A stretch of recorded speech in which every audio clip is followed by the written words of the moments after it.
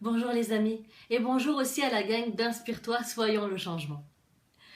Aujourd'hui, je veux vous parler du jugement. Vous savez, il y a 15 ans, lorsque je suis arrivée au Québec, je n'avais jamais utilisé de machine distributrice de café. Je suis restée un mois à observer son fonctionnement. Où est-ce qu'on mettait l'argent? Comment on faisait les choix? Quelle taille de tasse je devais utiliser pour éviter qu'il y ait du café partout? Je ne voulais certainement pas passer pour la fille pas intelligente qui ne sait pas utiliser une machine à café. Et j'avais tellement peur du jugement que je n'ai même pas osé demander de l'aide. Pour certains, vous allez me dire, mais c'est stupide, c'est niaiseux, franchement.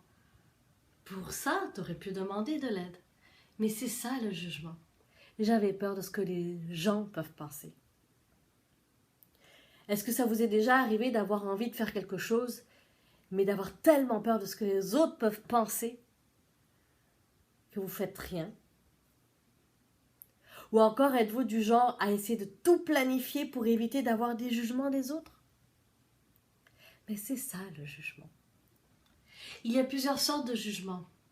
Il y a le jugement des autres, en général, donc on va critiquer l'autre.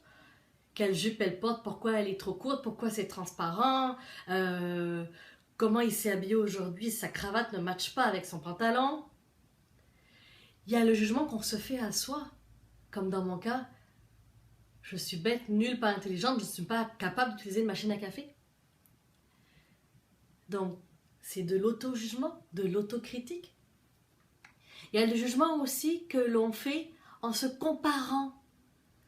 Des fois, on dit « Ah, il est bon, mais elle est meilleure. » Ou c'est quand on ne se sent pas assez.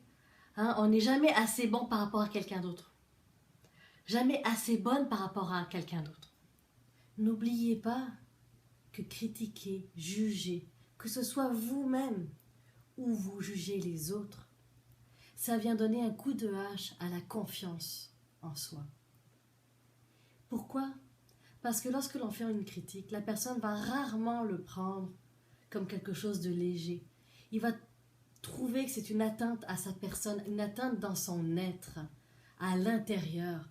Pas quelque chose qui est plus dans le monde matériel ou dans un comportement que vous jugez. Il ne faut pas le prendre comme « je n'aime pas ce comportement-là, je n'aime pas le comportement dans le fait qu'elle porte une jupe courte ».